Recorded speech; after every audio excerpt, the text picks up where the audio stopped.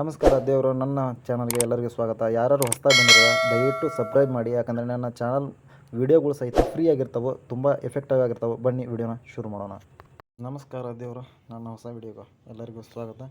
ಇವತ್ತು ನಾವು ಮಾತಾಡ್ತಾ ಇರೋದು ಈಕ್ವಿಟಾಸ್ ಸ್ಮಾಲ್ ಫೈನಾನ್ಸ್ ಬ್ಯಾಂಕ್ ಅನ್ನೋ ₹100 ಒಂದು ಶೇರ್ ಬಗ್ಗೆ. ಈ ಶೇರು ತುಂಬ ಚರ್ಚೆಯಲ್ಲಿದೆ. ಯಾಕೆ ಅಂತಂದು ಇವತ್ತು ನಿಮ್ಗೆ ತಿಳಿಸ್ಕೊಡ್ತೀನಿ. ವಿಡಿಯೋ ಪೂರ್ತಿ ಏನು ತನಕ ನೋಡಿರಿ, ತುಂಬ ಇಂಟ್ರೆಸ್ಟಿಂಗ್ ಆಗಿರುತ್ತೆ ವಿಡಿಯೋ. ಈ ಕಂಪ್ನಿಯ ಮಾರ್ಕೆಟ್ ಕ್ಯಾಪ್ ಬಂದುಬಿಟ್ಟು 11,305 ಕೋಟಿ ಆಗಿರುತ್ತೆ. ಸ್ಟಾಕ್ ಅರ್ನಿಂಗ್ ಪರ್ ರೇಷೋ ಬಂದುಬಿಟ್ಟು 14.2 ಐತಿ. ROC ಬಂದುಬಿಟ್ಟು 10.4 ಐತಿ. ಇವಾಗ ಸದ್ಯದ ಪ್ರೈಸು ₹100 ಐತಿ. ಬುಕ್ ವ್ಯಾಲ್ಯೂ ₹46.40 ಐತಿ. ROE ಬಂದುಬಿಟ್ಟು ₹15.50 ಐತಿ. ಕಂಪ್ನಿಯ ಹೈ ಬಂದುಬಿಟ್ಟು ₹116, ಲೋ ಬಂದುಬಿಟ್ಟು ₹68. ಆಲ್ ಟೈಮ್ ಹೈಗೆ ಸುಮಾರು ₹16 ಅಷ್ಟೇ ಕಡಿಮೆ ಐತಿ. ಡಿವಿಡೆಂಟ್ ಈಲ್ಡ್ ಕೂಡ ಕೊಟ್ಟಿದೆ 1%. ಫೇಸ್ ವ್ಯಾಲ್ಯೂ ₹10 ಐತಿ. ಕಂಪ್ನಿಯ ಬಗ್ಗೆ ಹೆಚ್ಚಿನ ಮಾಹಿತಿಯನ್ನು ತಿಳ್ಕೊಳ್ಳೋಣ ಬನ್ನಿ. ಈ ಕಂಪ್ನಿ ಒಂದು ಈಕ್ವಿಟಾಸ್ ಸ್ಮಾಲ್ ಫೈನಾನ್ಸ್ ಕಂಪ್ನಿ ಅನ್ನೋದು ಒಂದು ಸಬ್ಸಿಡಿಯರಿ ಕಂಪ್ನಿ ಆಗಿರುತ್ತೆ. ಈಕ್ವಿಟಾಸ್ ಹೋಲ್ಡಿಂಗ್ ಲಿಮಿಟೆಡ್ ಅನ್ನೋದೊಂದು. ಆಮ್ಯಾಗ ಇದು 2007ರಿಂದ ಆಪ್ರೇಟ್ ಮಾಡತೈತಿ. ಈ ಕಂಪ್ನಿ ಮೈಕ್ರೋ ಫೈನಾನ್ಸ್ ಸೆಗ್ಮೆಂಟ್ ಒಳಗೆ ಮತ್ತು diversified into vehicle housing finance ಒಳಗೆ SME ಲೋನ್ಸ್ ಮತ್ತು subsidiary named Equitas micro finance ಮತ್ತು ಈಕ್ವಿಟಾಸ್ ಹೌಸಿಂಗ್ ಫೈನಾನ್ಸ್ 2016ರಲ್ಲಿ commercial operation under Equitas small finance bank under work ಮಾಡತ್ತೈತಿ. ಈ ಕಂಪ್ನಿ ಜಿಯೋಗ್ರಾಫಿಕಲಿ ಡೈವರ್ಸಿಫಿಕೇಷನ್ ಮಾಡತ್ರ 18 ರಾಜ್ಯದೊಳಗೆ ಈ ಬ್ಯಾಂಕ್ ಅವೈಲೇಬಲ್ ಐತಿ. UTS ಮತ್ತು 1,000+ ಬ್ಯಾಂಕಿಂಗ್ ಔಟ್ಲೆಟ್ಸ್ ಐತಿ. 350+ ATMs ಅದಾವೆ. ಈ ಕಂಪ್ನಿಯ ಲೋನ್ ಬುಕ್ ಗ್ರೋತನ್ನು ನೋಡೋಣ. ಇದು 2024 Q1 ಸ್ಮಾಲ್ ಬಿಸ್ನೆಸ್ ಲೋನ್ಸ್ 36% ಆದರೆ vehicle finance 25%, micro finance 19%, housing finance 11% ಮತ್ತು ಮೈಕ್ರೋ ಮತ್ತು ಸ್ಮಾಲ್ ಎಂಟರ್ಪ್ರೈಸಸ್ ಫೈನಾನ್ಸ್ ಅನ್ನೋದು 4% ಐತಿ. ಅದರ್ಸ್ 5%. ಅದರ್ಸ್ ಅಂದ್ರೆ ಎಕ್ಸ್ಟ್ರಾ ಯಾವುದಾದ್ರೂ ಲೋನ್ ಕೊಟ್ಟಿರ್ತಾರೆ ಆ ಟೈಪ್ದು. The total advance loan book growing ನೋಡೋಣ. 2018ರಲ್ಲಿ ಸುಮಾರು 7,800 ಕೋಟಿಯ ಲೋನ್ ಬುಕ್ ಗ್ರೋತ್ ಆಗಿದ್ದರೆ, ಅದೇ 2023ರಲ್ಲಿ ಸುಮಾರು 27,800 ಕೋಟಿ ಲೋನ್ಸ್ ಕೊಟ್ಟಿದ್ದಾರೆ. ತಮಿಳುನಾಡಲ್ಲಿ 50% ಡಿಸ್ಟ್ರಿಬ್ಯೂಷನ್ ಆದರೆ, ಮಹಾರಾಷ್ಟ್ರದಲ್ಲಿ 14% ಮತ್ತು ಕರ್ನಾಟಕದಲ್ಲಿ 11% ಮೇಜರ್ ಕಾಂಟ್ರಿಬ್ಯೂಷನ್ ಸ್ಟೇಟ್ಸ್ ಇವು ಅದಾವು. ಡಿಪಾಸಿಟ್ ಇನ್ಕ್ಲೂಡ್ ರಿಟೇಲ್ ಮತ್ತು ಇನ್ಸ್ಟಿಟ್ಯೂಷನಲ್ ಡೆಪಾಸಿಟ್ಸ್ ಒಳಗೆ ನೋಡತ್ರ CASA ಅನ್ನೋದು ಒಂದು 10,600 ಕೋಟಿ ಐತಿ. 38% ಟೋಟಲ್ ಡಿಪಾಸಿಟ್ಸ್ ಅದರದ್ದು ಐತಿ. ಮತ್ತು 2018 ಮತ್ತು 23ಕ್ಕೆ ಹೋಲಿಕೆ ಮಾಡಿದರೆ ಟೋಟಲ್ ಡಿಪಾಸಿಟ್ಸ್ 1,600 ಕೋಟಿ ಇತ್ತು ಸುಮಾರು 2018ರಲ್ಲಿ. ಇವಾಗ ಅದು ನೋಡಿರಿ 34% ಇಂದ 38% ಐತಿ. 10,600 ಕೋಟಿ ಆಗೈತಿ.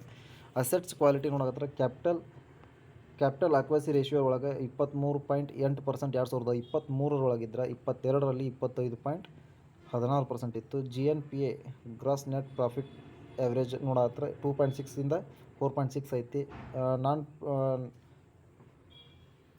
ಇದು 2.6 ಇಂದ 4.6 ಅಲ್ಲ. Okay, done. Cost of funds ನೋಡತ್ರ 6.38 ಇಂದ 6.58 ಐತಿ. NIM 9% ಇಂದ 8.54% ಐತಿ. ಸ್ಕೀಮ್ ಅರೇಂಜ್ಮೆಂಟ್ ಯಾವ ರೀತಿ ಐತಿ ಈ ಕಂಪ್ನಿದು? ಈ ಕಂಪ್ಲೀಟ್ ಏನೈತರ ಅಮಲ್ಗೋಮೇಷನ್ ಪ್ರೊಸೆಸ್ ಏನೈತಲ್ಲ, ಅದು ಹೋಲ್ಡಿಂಗ್ ಕಂಪ್ನಿ ಆಗಿರುತ್ತೆ. ಅದು ಸಬ್ಸಿಡರಿ ಕಂಪ್ನಿ ಆಗಿರೋದು ಯಾವುದು? ಈಕ್ವಿಟಾಸ್ ಹೋಲ್ಡಿಂಗ್ ಫೈನಾನ್ಸ್.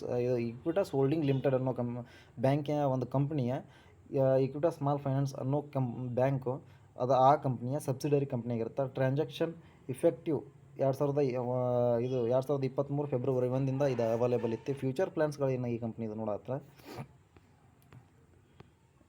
ಈ ಕಂಪ್ನಿಯ ಫ್ಯೂಚರ್ ಮುಂಬರುವ ವರ್ಷಗಳಲ್ಲಿ ಈ ಕಂಪ್ನಿ ಒಂದು ಫೈನಾನ್ಷಿಯಲ್ ಪೋರ್ಟ್ಫೋಲಿಯೋದೊಳಗೆ ಫಾಲೋಯಿಂಗ್ ಇಂಟು ಕ್ರೆಡಿಟ್ ಕಾರ್ಡು ಮತ್ತು ಪರ್ಸನಲ್ ಲೋನ್ಗಳನ್ನು ಅಡಿಷ್ನಲಿ ಆಗಿ ಕೊಡಬೇಕಂತಂದು ಇವರ ಮುಂದಿನ ಪ್ಲ್ಯಾನ್ ಆಗಿರುತ್ತೆ. ಮತ್ತು AD1 ಲೈಸೆನ್ಸನ್ನು ಅವೈಲೇಬಲ್ ಮಾಡ್ಕೋಬೇಕಂತ ತುಂಬ ಮುಂದಿನ ಪ್ಲ್ಯಾನ್ಗಳಿವು, ಫ್ಯೂಚರ್ ಪ್ಲ್ಯಾನ್ಸ್ ನಾನು ಹೇಳ್ತಾ ಇರೋದು. ಮತ್ತು work on offering like forex cards ಅಂತ ಬರುತ್ತೆ, FCNR ಡಿಪಾಸಿಟ್ಸ್ ಅಂತ ಬರುತ್ತೆ, ಮತ್ತು ರೆಮಿಟೆನ್ಸಸ್ ಅಮಾಂಗ್ ಅದರ್ಸ್. ಇವು ಆಲ್ ಅವೈಲೇಬಲ್ ಇರುವಂಥ ಈ ಕಂಪ್ನಿ ಫ್ಯೂಚರ್ ಪ್ಲ್ಯಾನ್ಸ್ಗಳು. ಈ ನೆಟ್ ಪ್ರಾಫಿಟ್ ಕ್ವಾರ್ಟರ್ ರಿಸಲ್ಟ್ಸ್ ನೋಡತ್ರ 2021ರಲ್ಲಿ 818 ಕೋಟಿ ಇದ್ದಿದ್ದ ರೆವಿನ್ಯೂ 2024ರಲ್ಲಿ 1,445 ಕೋಟಿ ಆಗಿರುತ್ತೆ. ಅದೇ ರೀತಿ ಎಕ್ಸ್ಪೆನ್ಸ್ ನೋಡಾಕತ್ತ ನೀವು ಸುಮಾರು 474 ಕೋಟಿಲಿಂದ 758 ಕೋಟಿ ಎಕ್ಸ್ಪೆನ್ಸಿವ್ ಆಗತೈತಿ ಕಂಪ್ನಿದ. ಫೈನಾನ್ಷಿಯಲ್ ಪ್ರಾಫಿಟ್ ನೋಡತ್ರ ಸುಮಾರು ಮೈನಸ್ ಒಳಗಿತ್ತು. ಸುಮಾರು ಒಂದು 3 ಕ್ವಾರ್ಟರ್ ಮೈನಸಲ್ಲಿ ಕೊಟ್ಟಿತ್ತು. ಆಮೇಲೆ 12ರಿಂದ 13 ಕೋಟಿ ಪ್ರಾಫಿಟ್ ಬುಕ್ ಆಗುತ್ತೆ. ಅದರ ನಂತರ ಒಂದು ಕ್ವಾರ್ಟರ್ 7 ಕೋಟಿ ಮೈನಸ್ ಆಗುತ್ತೆ. ಅದರ ನಂತರ 7, 77, 22, 81 ಇದೇ ರೀತಿ ಮುಂದುವರಿತಾನೆ ಹೋಗ್ತಾ ಇದೆ. ಇವಾಗ ಸುಮಾರು ಒಂದು 4ರಿಂದ 5 ಕ್ವಾರ್ಟರ್ ಸತತವಾಗಿ ಪ್ರಾಫಿಟನ್ನು ಗ್ರೋತ್ ಮಾಡ್ತಾ ಇದೆ ಈ ಕಂಪ್ನಿ. ಫೈನಾನ್ಷಿಯಲ್ ಪ್ರಾಫಿಟ್ ಮಾರ್ಜಿನ್ ಒಳಗೆ 1% ಅವೈಲೇಬಲ್ ಐತಿ. ಈಗ ಜಸ್ಟ್ 7% to 2% ಎವರೇಜ್ ಆಗೈತಿ. ಅದರ್ ಇನ್ಕಮ್ 134 ಕೋಟಿಯಿಂದ 240 ಕೋಟಿ ಆಗೈತಿ. ಬಿಫೋರ್ ಟ್ಯಾಕ್ಸ್ 146 ಕೋಟಿಯಿಂದ 268 ಕೋಟಿ ಆಗೈತೆ. ಆಲ್ಮೋಸ್ಟ್ ಡಬಲ್ ಆಯಿತು. ಟ್ಯಾಕ್ಸ್ 26%ರಿಂದ 23% ಇಳಿಕೆ ಆಗೈತೆ. ನೆಟ್ ಪ್ರಾಫಿಟ್ 108 ಕೋಟಿಯಿಂದ 208 ಕೋಟಿ, ಅಂದ್ರೆ ಪ್ರಾಫಿಟ್ ಡಬಲ್ ಆಗೈತೆ. ಕಂಪ್ನಿದು 2 ವರ್ಷದಲ್ಲಿ ಪ್ರಾಫಿಟ್ ಡಬಲ್ ಆಗೈತಿ. EPS ಕೂಡ ನೋಡಬಹುದು, 1%ಗಿಂತ ಕಡಿಮೆ ಇತ್ತು. 0.94 ಇದ್ದಿದ್ದು ಇವು 1.83 ಆಗಿದೆ. EPSದಲ್ಲಿ ಕೂಡ ಗ್ರೋತ್ ಆಗಿದೆ. ಗ್ರಾಸ್ NPA ಮತ್ತು ನೆಟ್ NPA ಪರ್ಸೆಂಟೇಜ್ ಒಳಗೆ 2.38ಇಂದ ಸ್ವಲ್ಪ ಕಡಿಮೆಯಾಗಿ 1.17 ಆಗಿದೆ. ರೆವೆನ್ಯೂ ಬ್ರೇಕಪ್ಪನ್ನು ನೋಡಿದ್ದಾಯಿತು, ಬ್ಯಾಲೆನ್ಸ್ ಶೀಟ್ ನೋಡಿದ್ದಾಯಿತು. ಅನಾಲಿಸಿಸ್ ಈ ಕಂಪ್ನಿ ಬಗ್ಗೆ ನೋಡೋಣ ಲಾಸ್ಟಲ್ಲಿ ಏನಾಗುತ್ತೆ ಅಂತ. ಈ ಕಂಪ್ನಿ ಗುಡ್ ಕ್ವಾರ್ಟರ್ಸನ್ನು ರಿಸಲ್ಟ್ಸನ್ನು ಈ ಕಂಪ್ನಿ ಕೊಡಾಕತ್ತಿದ್ರೆ, ಗುಡ್ ಪ್ರಾಫಿಟ್ ಗ್ರೋತ್ ಕೂಡ ಐತಿ. ಸುಮಾರು 5 ವರ್ಷಗಳಿಂದ 30.6% CAGR ಹೊಂದೈತಿ. Company low interest coverage ratio ಹೊಂದೈತಿ ಮತ್ತು company low return on equity 12.1%ಇಂದ 3 ವರ್ಷದಲ್ಲಿ 12.1% ಲೋ ರಿಟರ್ನ್ ಆನ್ ಈಕ್ವಿಟಿಯನ್ನು ಕೊಟ್ಟಿದೆ. ಇದು -0.2 ಆದರೆ +0.2 ಆಯಿತು. ಮತ್ತು ಕಂಪ್ನಿಯ ಡಿವಿಡೆಂಡ್ ಕೂಡ ಕೊಡ್ತಾ ಇದೆ. ಈ ಸದ್ಯಕ್ಕೆ ಈ ಕಂಪ್ನಿಯ ಮುಂದಿನ ಫ್ಯೂಚರ್ ಪ್ಲ್ಯಾನ್ಸ್ಗಳನ್ನು ನೋಡತ್ರ ಒಂದು ಪರ್ಫೆಕ್ಟ್ ಬ್ಯಾಂಕ್ ಆಗಿ ಎಸ್ಟಾಬ್ಲಿಷ್ ಆಗುತ್ತೆ ಅಂತಂದು ನನ್ನ ಅನಿಸಿಕೆ ಆಗುತ್ತೆ. ಇವಾಗ ಸುಮಾರು 100 ರೂಪಾಯಿದಲ್ಲಿ ಈ ಕಂಪ್ನಿಯ ಶೇರ್ಸ್ ನಿಮಗೆ ಸಿಗ್ಬೋದು. ಮುಂದಿನ ದಿನಮಾನಗಳಲ್ಲಿ 1200ರಿಂದ 1300 ಒಳಗೂ ಹೋಗುತ್ತೆ. ಅದಕ್ಕೆ ಬೇಕಾದಂಥ ಕೇಪಬಿಲಿಟಿ ಕಂಪ್ನಿಗೆ ಐತಿ. ಯಾಕಂದ್ರೆ ಆಗಲೇ ನಿಮ್ಗೆ ತಿಳಿಸಿದ್ದೆ, ಈ ಕಂಪ್ನಿದು ಏನಪ್ಪ ಅಂತಂದ್ರೆ, ಕಂಪ್ನಿಯ ಮಾರ್ಕೆಟ್ ಕ್ಯಾಪ್ ಇರೋದು 11,305 ಕೋಟಿ. ಬಟ್ ಲೋನ್ ಬುಕ್ ಗ್ರೋತ್ ಆಗಿರೋದು 26,600 ಕೋಟಿ. ಅದನ್ನು ನೀವು ನೆನಪಿರಲಿ, 26,600 ಕೋಟಿಯಲ್ಲಿ ಪರ್ಸೆಂಟೇಜ್ ಕಂಪ್ನಿದು ಸಿಕ್ಕರೂ ಸುಮಾರು ಒಂದು 20ರಿಂದ 37 ಕೋಟಿಯ ಮಾರ್ಜಿನನ್ನು ಉಳಿಸ್ಕೊಳ್ಳುತ್ತೆ ಪ್ರತಿ ಒಂದು ವರ್ಷದೊಳಗೆ. ಅಂತಂದರೆ ಸುಮಾರು ಇವಾಗ 248 ಕೋಟಿ ಪ್ರಾಫಿಟಲ್ಲಿದೆ ಈ ಕಂಪ್ನಿ. Net profit 248 ಕೋಟಿಯಲ್ಲಿದೆ. ಇದು ಒಂದೇ ವರ್ಷದಲ್ಲಿ ಸುಮಾರು ನನ್ನ ಅಂದಾಜಿನ ಪ್ರಕಾರ ಸುಮಾರು 812 ಕೋಟಿ ಒಳಗೆ ಹೋಗುತ್ತೆ ಅಂತಂದು ಒಂದು ಕ್ಯಾಲ್ಕುಲೇಷನ್ ಐತಿ. ಬಟ್ ಅಲ್ಲಿವರೆಗೆ ಹೋತಂದ್ರೆ ಸುಮಾರು 4 ಪಟ್ಟು ಅಮೌಂಟ್ ಜಾಸ್ತಿ ಆದರೆ ಸುಮಾರು 350 ರೂಪಾಯಿಂದ 360 ರೂಪಾಯಿಗೆ ಒಂದು ಶೇರ್ ಜಸ್ಟ್ ಒಂದೇ ವರ್ಷದಲ್ಲಿ ಹೋಗುತ್ತೆ. 350ರಿಂದ 360 ರೂಪಾಯಿ ಒಳಗೆ 60ರ ತನಕ ಒಂದು ಶೇರ್ ಹೋಗುತ್ತೆ. ಅದು ಒಂದು ವರ್ಷದೊಳಗೆ ಇಷ್ಟು ರೀಚ್ ಆಗುತ್ತೆ ಈ ಕಂಪ್ನಿ ಗ್ರೋತಲ್ಲಿ. ಮುಂದಿನ ಮಾರ್ಚಲ್ಲಿ ಈ ಕಂಪ್ನಿಯ ಕ್ವಾರ್ಟರ್ ರಿಸಲ್ಟ್ಸನ್ನು ಟ್ಯಾಲಿ ಮಾಡಿಬಿಟ್ಟು ನಿಮ್ಗೆ ತಿಳಿಸ್ತಿರ್ತೀನಿ. ಬಟ್ ಇವಾಗ ಇದನ್ನು ಪೋರ್ಟ್ಫೋಲಿಯೋದಲ್ಲಿ ಜಸ್ಟ್ ಒಂದು 10 to 15 ಶೇರ್ಸ್ ಇಟ್ಕೊಡಿ.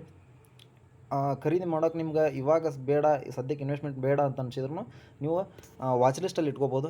ಈ ವಿಡಿಯೋ ಹೆಂಗೆ ಅನಿಸ್ತು ಕಮೆಂಟ್ ಸೆಕ್ಷನಲ್ಲಿ ತಿಳಿಸಿ. ಸಿಗೋಣ ಮುಂದಿನ ವಿಡಿಯೋದಲ್ಲಿ. ನಮಸ್ಕಾರ, ದೇವರು.